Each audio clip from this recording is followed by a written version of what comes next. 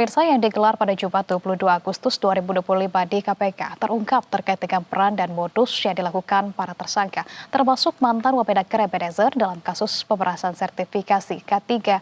Dan di hadapan awak media, sambil memasuki mobil tahanan, Noel sempat mengucapkan harapannya mendapat amnesti dari Presiden Prabowo Subianto.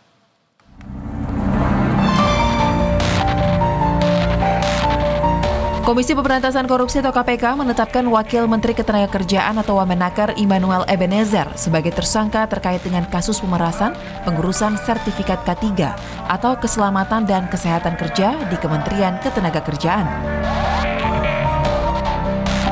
Ketua KPK Setio Budianto mengungkapkan terkait dengan peran dan modus yang digunakan dalam kasus pemerasan tersebut, di mana meski tarif resmi sertifikat K3 hanya Rp275.000, faktanya para pekerja harus merogoh kocek hingga Rp6 juta karena praktik pemerasan yang dijalankan. Lebih lanjut, Ketua KPK menyampaikan bahwa KPK telah menaikkan status perkara ke tahap penyidikan dengan menetapkan 11 orang sebagai tersangka. Dan dalam perkara ini, Noel diduga menerima aliran dana sebesar Rp3 miliar.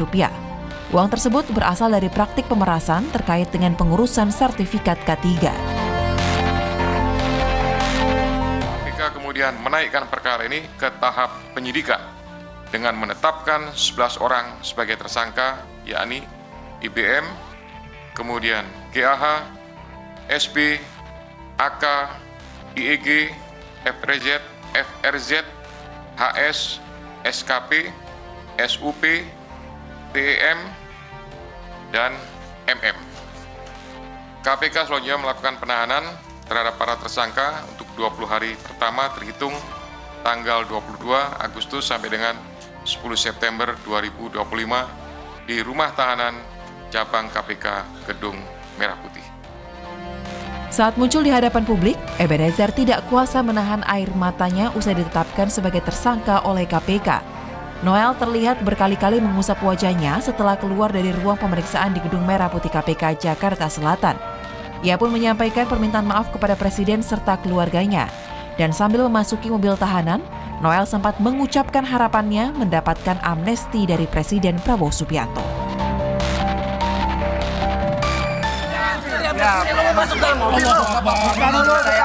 Pak, kasih jalan dulu, Pak.